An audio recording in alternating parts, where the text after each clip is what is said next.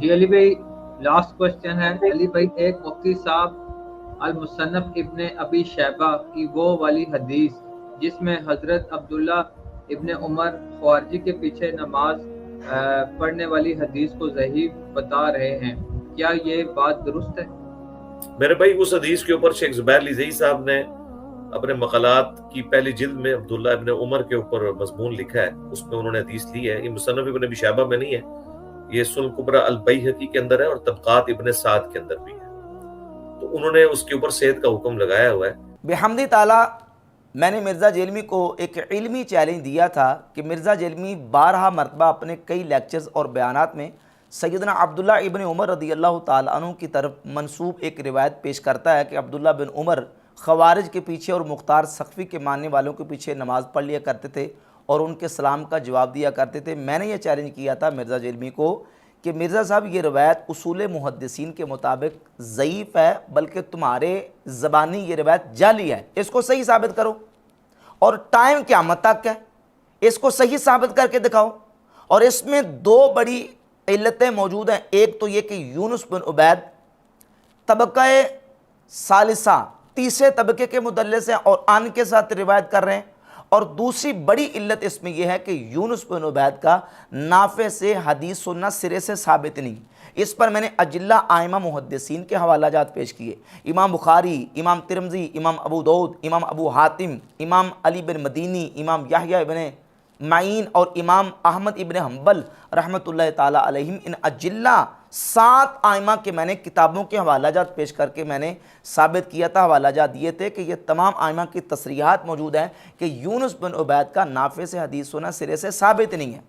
جب یہ روایت منقطع ہے، روایت ضعیف ہے، جعلی روایت ہے، تو کس منہ سے اس کو پیش کرتے ہو؟ ابھی دوبارہ نیا کلپ چڑھا دیا ہے اور اسی روایت کو پھر دوبارہ لے کے آئے کہ عبداللہ بن عمر خوارج کے پیچھے اور خشبیہ مختار سقفی کے ماننے والوں کے پیچھے نماز پڑھا کرتے تھے، تو یہ روایت جعلی ہے، اس کو صحیح ثابت کرو۔ اب اس کو صحیح ثابت کرنے کے لیے بیٹھا تو اندھا مقلد ہو کے، اندھا بلائنڈ فالوور ہو کے یہ ثبوت دے رہا ہے، جواب دے رہا ہے کہ اس کو شیخ زبیر صاحب نے صحیح کہا ہے۔ پہلے تو یہ جواب دیا کہ یہ روایت ٹھیک ہے، یعنی نہ صحیح لذاتی ہی، نہ صحیح لغیرہ ہی، نہ حسن لذاتی، نہ حسن لغیرہ ہی، یہ ٹھیک ہے۔ اور پھر جواب دیا کہ چونکہ اس کو شیخ زبیر صاحب نے صحیح کہا ہوا ہے اور اس کی جو علت ہے اس کو دور نہیں کر سکا۔ جو چیلنج تھا کہ یونس بن عبید کا نافع سے حدیث سنا ثابت کرو، تو چیلنج تو یہ تھا، اس کا جواب دے نہیں سکا، کہتا ہے شیخ زبیر صاحب نے اس کو صحیح کہا ہوا ہے۔ اور جو شیخ زبیر نے صحیح کہا ہے وہ کس بنیاد پہ سیکھا ہے؟ پھر کہتے ہیں یہ طبقات الکبریٰ میں بھی ہے، طبقات الکبریٰ میں، السنن الکبریٰ للبیہقی میں، اور اس کے علاوہ جہاں جہاں کہیں یہ روایت موجود ہے سیر اعلام النبلاء میں، تمام کتابوں میں یہی سند موجود ہے، یونس بن عبید عن نافع، یونس بن عبید ان کے ساتھ نافع سے حدیث بیان کر رہے ہیں، اور یونس بن عبید کا نافع سے حدیث ہونا سرے سے ثابت ہی نہیں ہے، لہذا یہ روایت جعلی ہے، ضعیف ہے۔ مانو کہ یہ ضعیف ہے اور میں ضعیف اور جعلی حدیث بیان کرتا رہوں، لیکن یہ ماننے کے لیے تیار نہیں، اتنا ہٹ درم ہے، یوٹر لیتا جا رہا ہے، پینترے بدلتا جا رہا ہے، کبھی کسی کا سہارا لیتا ہے، کبھی کسی کا سہارا لیتا ہے۔ شیخ زبیر صاحب نے اس کو صحیح کہہ دیا، شیخ زبیر صاحب نے صحیح کہہ دیا تو علت دور کی ہے، کہیں سما کی تصریح یا تحدیث کی صراحت بیان کی ہے؟ نہیں کی ہے، تو پھر اندھے مقلد ہو کے تم یہ کیسے کہہ رہے ہو کہ شیخ زبیر صاحب نے اس کو صحیح کہہ دیا، جبکہ یہ روایت کے اندر دونوں علتیں موجود ہیں، یہ روایت درجہ صحت کو نہیں پہنچتی، اصول محدثین کے مطابق یہ روایت ضعیف ہے۔ اور پھر میں نے ثابت کیا تھا کہ عبداللہ ابن عمر رضی اللہ تعالیٰ عنہ کی ذات اقدس کا خود رویہ بدعتیوں اور بد مذہبوں کے بارے میں آپ صحیح احادیث سے دیکھ لیں، ان کے رویے کا بھی تقاضا یہ ہے کہ وہ خوارج کے پیچھے نماز نہیں پڑھ سکتے اور مختار سقفی کے ماننے والوں کے پیچھے نماز وہ نہیں پڑھ سکتے۔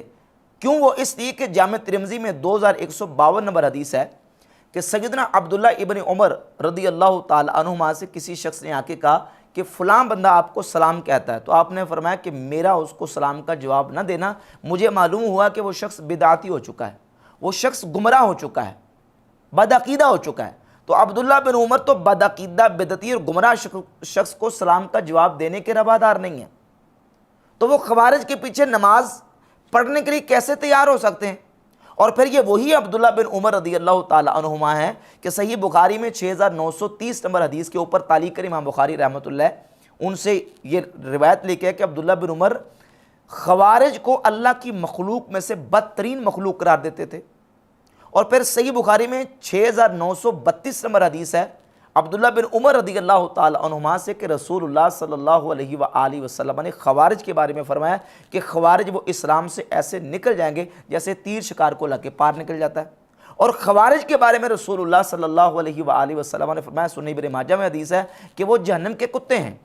اب ایسے لوگوں کے پیچھے جو مکفر المسلمین ہوں، مسلمانوں کی تکفیر کرتے ہوں، صحابہ اکرام کو کافر کہتے ہوں، مولا علی کو نعوذ باللہ کافر کہتے ہوں، اور عبداللہ بن عمر رضی اللہ تعالیٰ عنہ ان کے پیچھے نماز پڑھنے کے لیے کھڑے ہو جائیں، اور خود ان کا رویہ یہ ہے کہ وہ بدعتی سے سلام لینے کے اور سلام کا جواب دینے کے روادار نہیں، یہ کیسے ہو سکتا ہے؟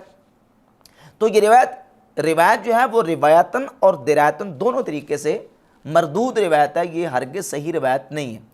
اب مرزا کو تو چاہیے تھا یا تو میرے اس چیلنج کا جواب دیتا جو میں نے اس کو ٹائم قیامت تک دیا ہوتا کہ یونس بن عبید کی نافع سے حدیث سننا ثابت کرو، نہیں ثابت کر سکا، جواب دینا چاہیے تھا، یا پھر یہ مانے کہ یہ روایت ضعیف ہے، ان دو بڑی علتوں کی وجہ سے روایت ضعیف ہے، صحیح نہیں ہے، میں مانتا ہوں، لیکن نہیں مان رہا۔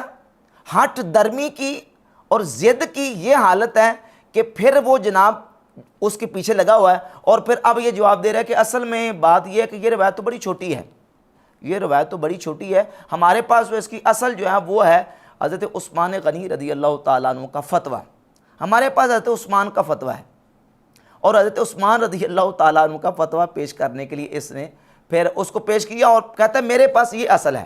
بھئی اگر تمہارے پاس یہ اصل ہے تو ہمارے پاس رسول اللہ صلی اللہ علیہ وآلہ وسلم کی احادیث اصل ہے۔ اس کا جواب میں انشاءاللہ آخر میں دیتا ہوں کہ عثمان رضی اللہ تعالیٰ کا جو فتویٰ بیان کرتا ہے اس کا صحیح مطلب کیا ہے۔ ہمارے پاس رسول اللہ صلی اللہ علیہ وسلم کی صحیح احادیث موجود ہیں۔ مثال کے طور پہ بدعتی ہے، بدعتی کے بارے میں صحیح بخاری میں 1870 نمبر حدیث ہے کہ بدعتی وہ شخص جس نے مدینہ میں بدعت اختیار کی یا مدینہ شریف میں کسی بدعتی کو جگہ دی، نبی کریم صلی اللہ علیہ وآلہ وسلم فرماتے ہیں علیہ لعنت اللہ والملائکۃ والناس اجمعین، اس پر اللہ کی، فرشتوں کی اور تمام انسانیت کی لعنت ہے۔ اللہ تعالیٰ نہ اس کا فرض قبول کرتا ہے نہ اس کا نفل قبول کرتا ہے۔ صحیح بخاری کی 1870 نمبر حدیث بیان کر رہی ہے کہ بدعتی کا نہ فرض قبول ہے نہ نفل قبول ہے۔ اور یہ مرزا کا دوسرا بابا ہے ناصر الدین البانی، اس نے یہ تحکیم کی ہے الترغیب والترہیب، امام منذری کی کتاب کی صحیح الترغیب والترہیب، اس میں روایت نمبر 53 ہے کہ سیدنا عبداللہ ابن عباس رضی اللہ تعالیٰ عنہ فرماتے ہیں کہ رسول اللہ صلی اللہ علیہ وسلم نے فرمایا اب اللہ ان یقبل عمل صاحب بدعت، اللہ رب العزت انکار فرماتا ہے کہ اللہ کسی بدعتی کے عمل کو قبول کرے حتی یدع بدعتہ، حتیٰ کہ وہ اپنی بدعت کو چھوڑ دے۔ جب تک وہ اپنی بدعت کو نہیں چھوڑتا بدعتی کا اللہ کی بارگاہ میں کوئی عمل قبول نہیں ہے۔ الترغیب والترہیب سے بھی اور صحیح بخاری کی 1870 نمبر حدیث سے یہ ثابت ہوا کہ بدعتی کا عمل ہی اللہ کی بارگاہ میں قبول نہیں ہے۔ اب احادیث کو سنتے جائیں۔ ایک حدیث سنن ابی داؤد میں 481 نمبر حدیث ہے کہ ایک شخص نے لوگوں کی امامت کروائی، ان رجلا اما قوما فبصق فی القبلۃ، اور اس نے قبلہ کی طرف تھوک دیا۔ نبی پاک صلی اللہ علیہ وآلہ وسلم اس کو دیکھ رہے تھے۔ نبی کریم علیہ السلام نے پھر صحابہ اکرام کو بتایا اور فرمایا کہ یہ شخص آئندہ تمہیں نماز نہ پڑھائے۔ پھر دوبارہ اس شخص نے نماز پڑھانے کا ارادہ کیا تو صحابہ اکرام نے روک دیا کہ تم نے ہمیں نماز نہیں پڑھانی کیونکہ حضور علیہ السلام نے تمہارے پیچھے ہمیں نماز پڑھنے سے منع فرمایا ہے۔ اور اس شخص نے جب نبی کریم علیہ السلام سے جا کے پوچھا تو حضور نے فرمایا ہاں میں نے خود منع کیا تمہارے پیچھے کہ تمہارے پیچھے میرے صحابہ نماز نہیں پڑھیں گے۔ کیوں؟ اس لیے کہ آذیت اللہ و رسولہ، تو نے اللہ اور اس کے رسول کو اذیت دی ہے، اللہ اور اس کے رسول کی نافرمانی کر کے قبلہ کی طرف تھوک کے تو نے اللہ اور اس کے رسول کی نافرمانی کر کے اذیت دی ہے، اس لیے تمہارے پیچھے نماز پڑھنے سے میں نے خود صحابہ کو منع کیا ہے۔ اب اس حدیث سے مسئلہ کیا مستنبط ہوا کہ جو شخص اللہ اور اس کے رسول کی نافرمانی کرتا ہے یا وہ شخص جو اللہ اور اس کے رسول کو اذیت دیتا ہے اس کے پیچھے نماز پڑھنے سے خود رسول اللہ صلی اللہ علیہ وسلم نے روکا ہے، حضور نے منع فرمایا، حدیث موجود ہے۔ اس کے ساتھ جو ہمارے پاس اصل ہے ایسے یعنی گناہگار شخص کے بارے میں یا بدعتی شخص کے بارے میں نماز نہ پڑھنے کے والے سے، وہ ایک دوسری حدیث، ایک تو یہ حدیث سنن ابی داؤد کی 481، اسی طرح سنن ابی داؤد میں 517 اور 518 نمبر حدیث ہے۔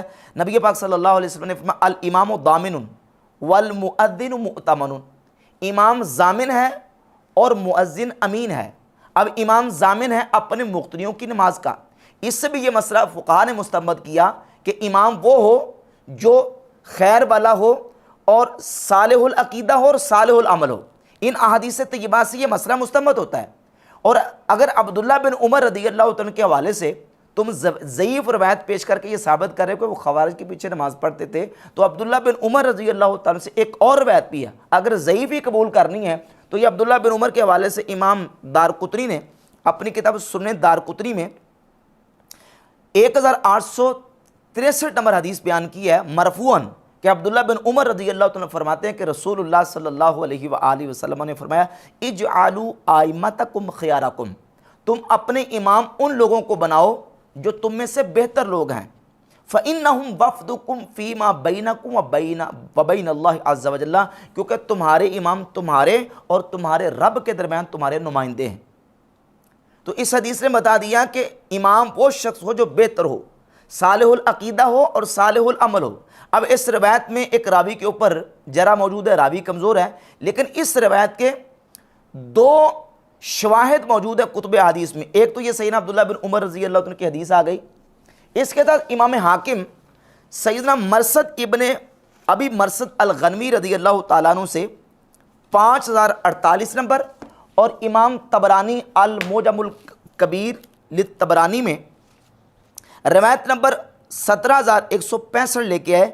सैयदना मरसद बिन अबी मरसद अल-गनवी रज़ियल्लाहु तआला अन्हु फरमाते हैं कि रसूलुल्लाह सल्लल्लाहु अलैहि वसल्लम ने फरमाया, इन सर्रकुम अन तुक़बल सलातुकुम, अगर तुम ये पसंद करो कि तुम्हारी नमाज कबूल की जाए, फल या उम्मकुम खियारुकुम, तो तुम्हें वो शख्स नमाज पढ़ाए जो तुम में से बेहतर है, तुम्हारा खैर वाला, तुम्हारा मुत्तकी परहेज़गार, सालिहुल अक़ीदा और सालिहुल अमल शख्स नमाज पढ़ाए। फ़इन्नहुम वफ़्दुकुम फ़ीमा बैनकुम व बैन रब्बिकुम, क्योंकि तुम्हारा जो इमाम है वो तुम्हारे और तुम्हारे रब के दरमियान तुम्हारा नुमाइंदा है।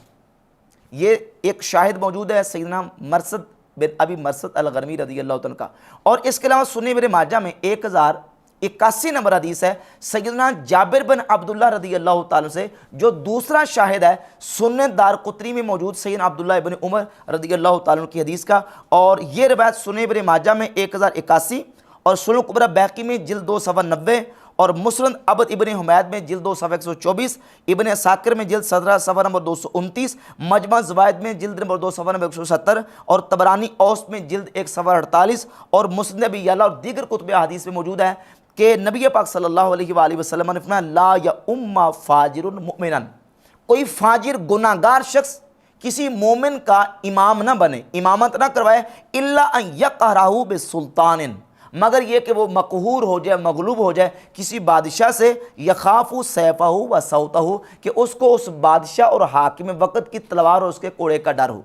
तलवार और कोड़े का डर हो तो तब तो उसके पीछे नमाज पढ़े, वरना कोई फाजिर शख्स किसी मोमिन का इमाम ना बने। ये दूसरा शाहिद है अब्दुल्ला इब्न उमर रज़ियल्लाहु तआला अन्हुमा की हदीस का, जैसे कि रिवायत बिहम्द ताला दर्जा हसन को पहुंच जाती है। सैयदना अब्दुल्ला इब्न उमर रज़ियल्लाहु तआला अन्हुमा की हदीस जो है, जिसमें नबी पाक अलैहिस्सलातु वस्सलाम ने फरमाया, तुम अपने इमाम उन लोगों को बनाओ जो तुम में से बेहतर लोग हैं, क्योंकि ये इमाम जो है ये तुम्हारे और तुम्हारे रब के दरमियान तुम्हारा नुमाइंदा है। तो ये हमारे पास असल मौजूद है।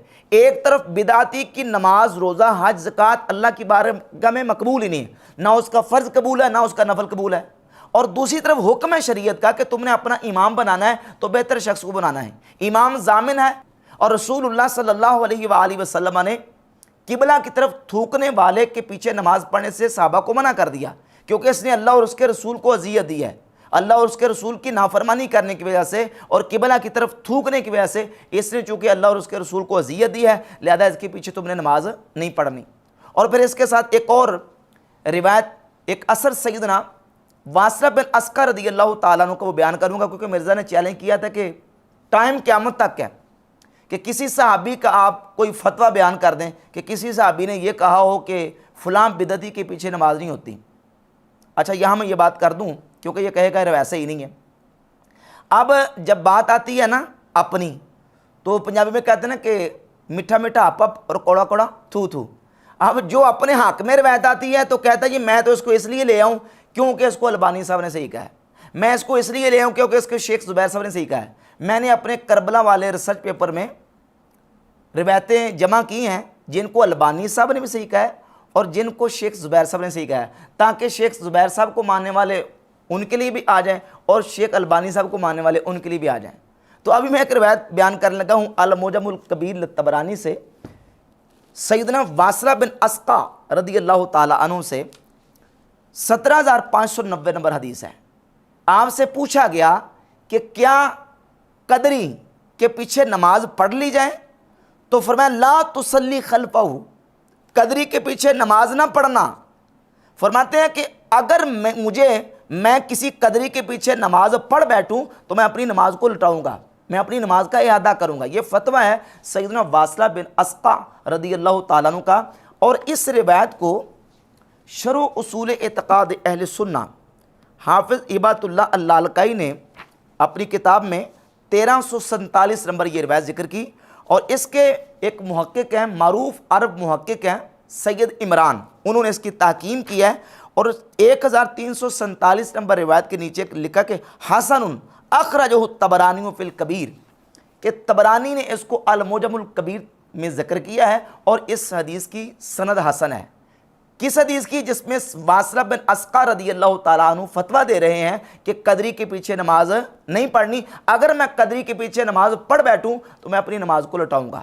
تو رسول اللہ صلی اللہ علیہ وسلم کی احادیث بھی آ گئی, حضور کا فتویٰ بھی آ گیا, صحابی رسول واصلہ بن اسقع رضی اللہ تعالیٰ عنہ کا فتویٰ بھی آ گیا.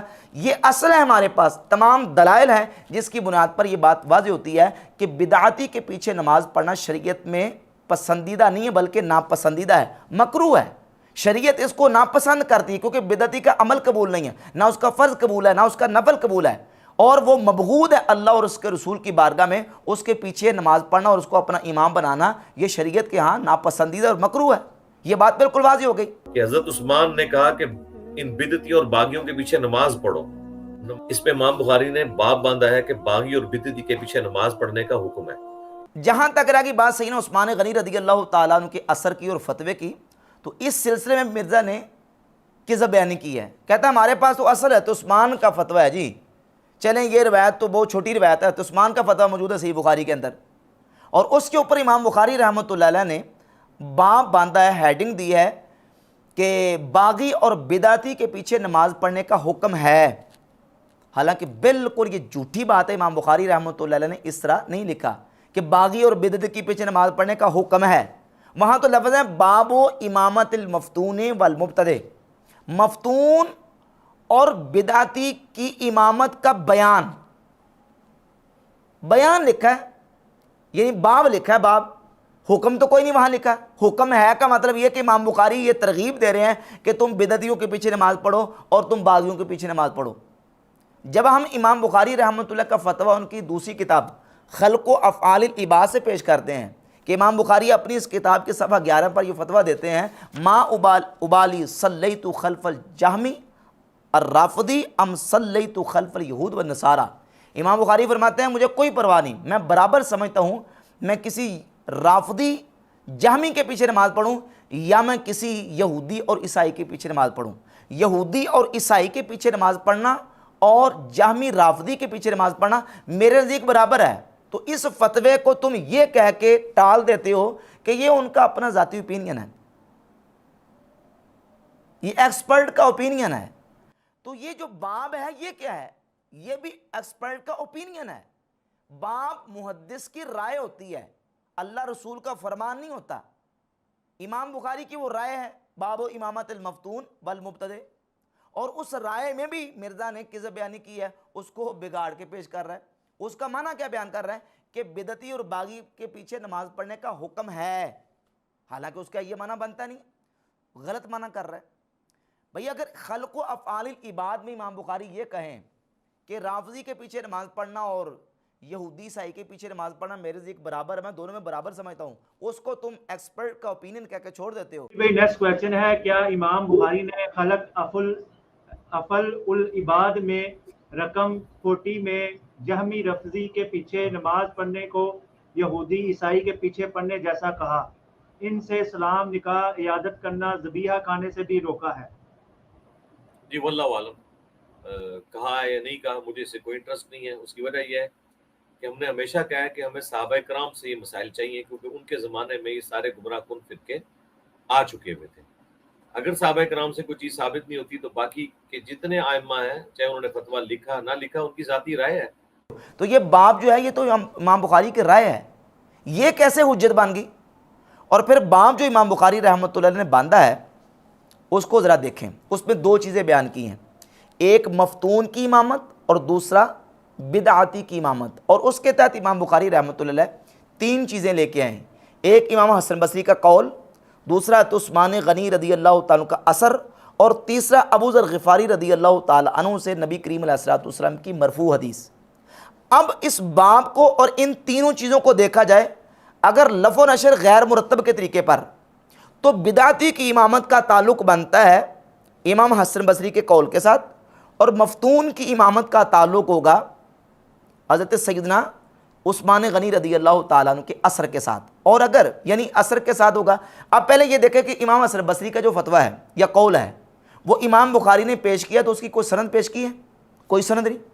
بغیر سند کے وہ قول امام بخاری رحمۃ اللہ لے کے، اور امام بخاری اور امام حسن بصری کے درمیان تقریباً کوئی 80-90 سال کا فرق موجود ہے، تو سند کے بغیر تو بات حجت نہیں ہے. امام مالک رحمۃ اللہ اپنی کتاب الموطا میں اپنی بلاغات ذکر کریں تو مرزا کہتا ہے یہ شڑولہ ہے، سند کے بغیر ہے، سند لے کے آئیں. تو یہاں امام بخاری حسن بصری رحمۃ اللہ کا جو قول پیش کر رہے ہیں وہ سند کے بغیر ہے، سند موجود نہیں ہے. تو اب اگر دیکھا جائے لف و نشر غیر مرتب کے طریقے پر، تو بدعتی کی امامت کے ساتھ تعلق ہوگا اس قول کا، اور مفتون کی امامت کے ساتھ تعلق ہوگا حضرت سیدنا عثمان غنی رضی اللہ تعالیٰ کے اثر کا. اور اگر لف و نشر مرتب کے طریقے پر دیکھا جائے ترتیب کے ساتھ، تو پھر مفتون کی امامت کا تعلق ہوگا سیدنا عثمان رضی اللہ تعالیٰ عنہ کے اثر کے ساتھ، اور بدعتی کی امامت کا تعلق ہوگا حدیث مرفوع کے ساتھ. اب وہ سمجھیں حدیث مرفوع کیا ہے. حدیث مرفوع میں یہ کہ ابو ذر غفاری رضی اللہ تعالیٰ عنہ سے نبی پاک علیہ الصلوۃ والسلام نے فرمایا اسمع و اطیع، تم نے سننا ہے اور اطاعت کرنی ہے، چاہے تمہارے اوپر کوئی چھوٹے سر والا، جس کا اتنا چھوٹا سر ہو جیسے کشمش یعنی منقع ہوتا ہے، منقع کی طرح چھوٹا سر بھی کسی حبشی کا ہو، ایسا حبشی تمہارے اوپر مسلط کر دیا جائے، تم نے اس کی اطاعت کرنی ہے، تم نے اس کی بات سننی ہے، اس کی اطاعت کرنی ہے.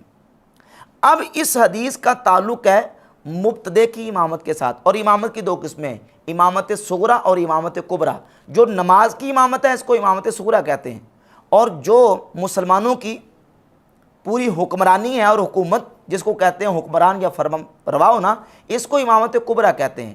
اب اس حدیث کا تعلق امامت کبرا کے ساتھ ہے کہ کوئی بندہ چاہے وہ حبشی غلام کیوں نہ چھوٹے سر والا، وہ تمہارے اوپر زبردستی حکمران بن کے بیٹھ جائے تو تم نے نافرمانی نہیں کرنی، تم نے اس کی اطاعت کرنی ہے.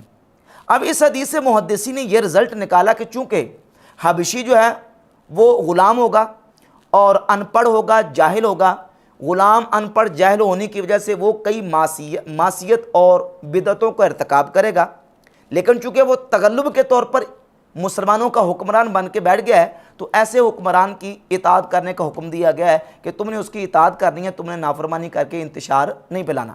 اب وہ مبتدی کی امامت کا تعلق امامت کبرا اور اس حدیث کے ساتھ اس کا تعلق ہے، اور جہاں مفتون کی امامت کا تعلق ہے. اب اس حدیث کی طرف آ جائیں اور اس اثر کی طرف جو سیدنا عثمان غنی رضی اللہ تعالیٰ کے حوالے سے امام بخاری رحمۃ اللہ لے کے آئے.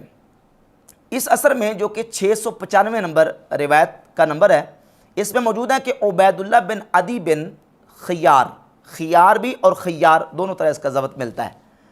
سیدنا عثمان غنی رضی اللہ تعالیٰ عنہ کے قریبی تعلق والے رشتہ دار تھے. انہوں نے حضرت عثمان غنی سے اس وقت پوچھا جب کہ حضرت عثمان رضی اللہ تعالیٰ اپنے گھر میں محصور تھے، ان کا محاصرہ کیا ہوا تھا، کہ حضور آپ امام عامہ ہیں، مسلمانوں کی جمعیت کی آپ امام ہیں، اور اس وقت مسجد نبوی میں امام فتنہ نماز پڑھا رہا ہے، تو کیا ہم تو اس میں حرج محسوس کرتے ہیں کہ آپ کی موجودگی میں کسی دوسرے کے پیچھے نماز پڑھیں، تو کیا ان کے پیچھے نماز پڑھ لیں؟ تو حضرت عثمان غنی رضی اللہ تعالیٰ عنہ نے ان کے پیچھے نماز پڑھنے کی اجازت دی.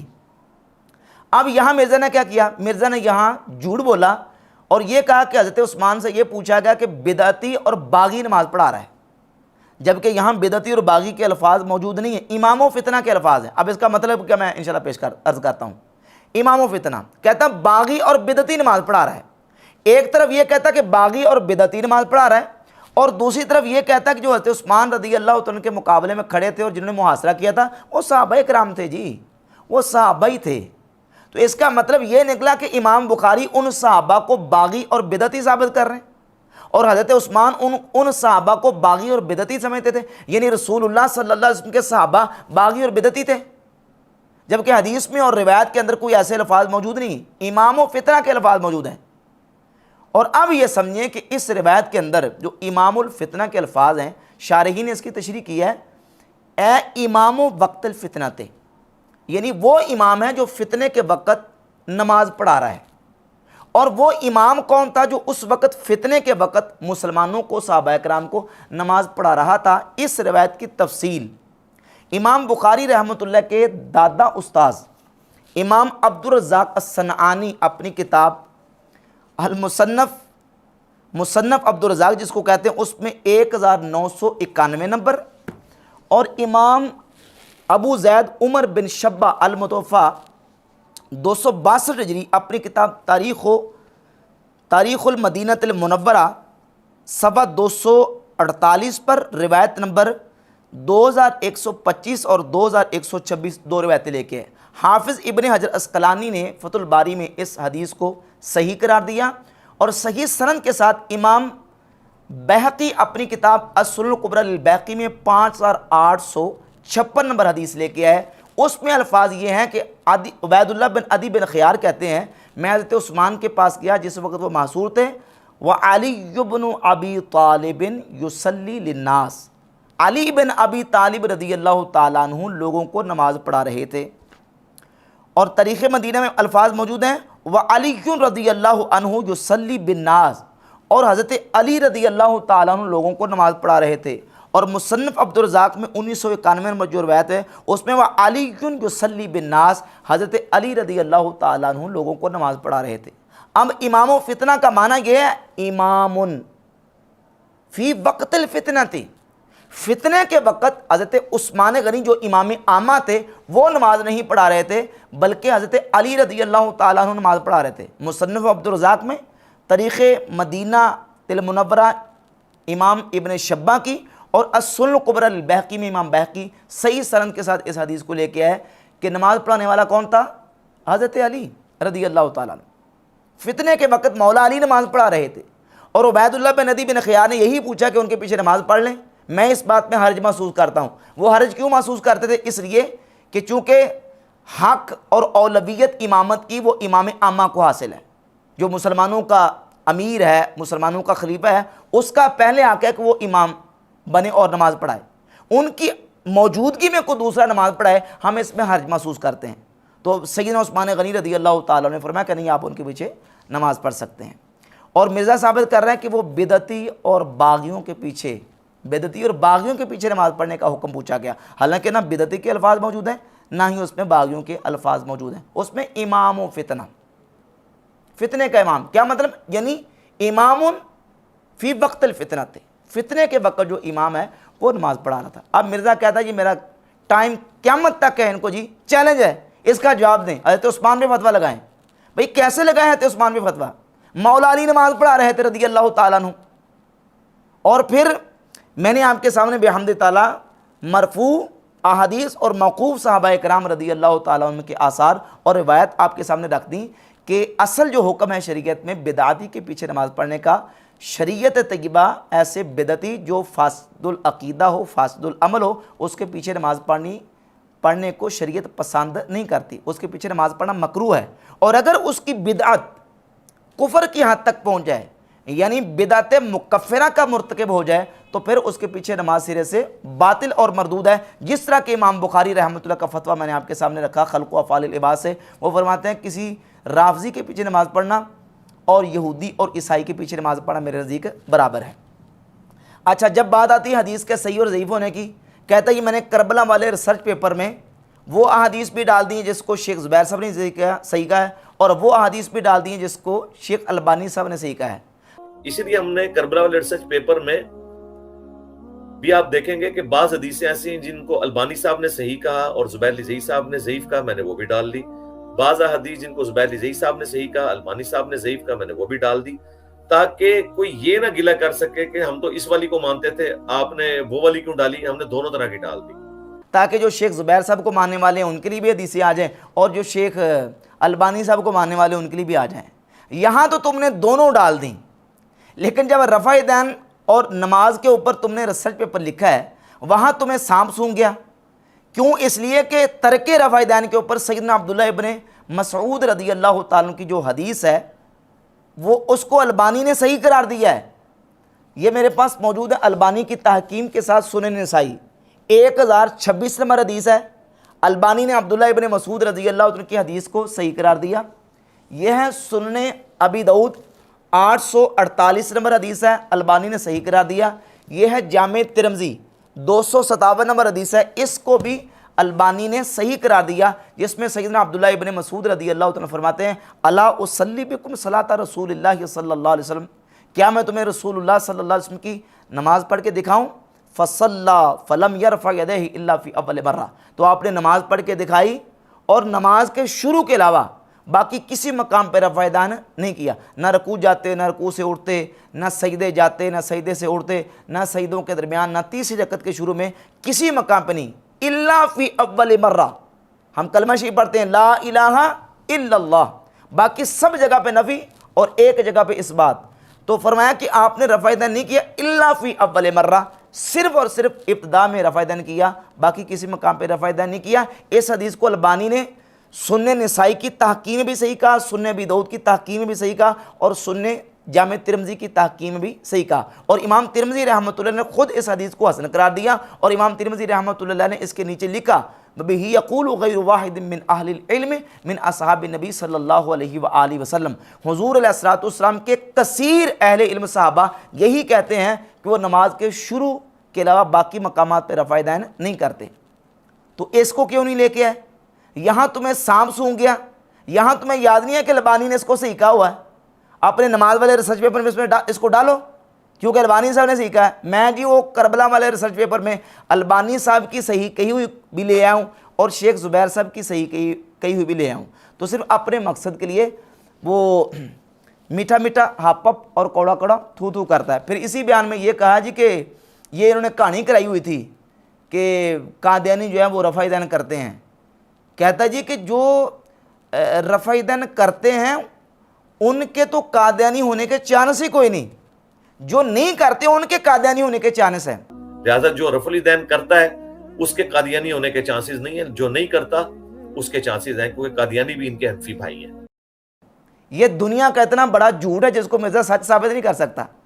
کیوں؟ اس لیے کہ مرزا قادیانی نے جب دعویٰ نبوت کیا ہے، یقین جانے میں پوری تحقیق اور ذمہ داری کے ساتھ یہ بیان کر رہا ہوں کہ مرزا قادیانی کو سب سے پہلے جن لوگوں نے مانا ہے وہ رفع دین کرنے والے تھے، رفع دین کرنے والے تھے۔ کتنے حوالے پیش کروں؟ مرزا قادیانی کا جو پہلا خلیفہ ہے مرزا نور الدین بہروی، یہ اس کی حیات نور کتاب ہے، اس کے حالات زندگی پہ پڑھ کے دیکھ لیں۔ تقیۃ الایمان کا عاشق تھا اور غیر مقلد وہابی تھا، رفع دین کرنے والا۔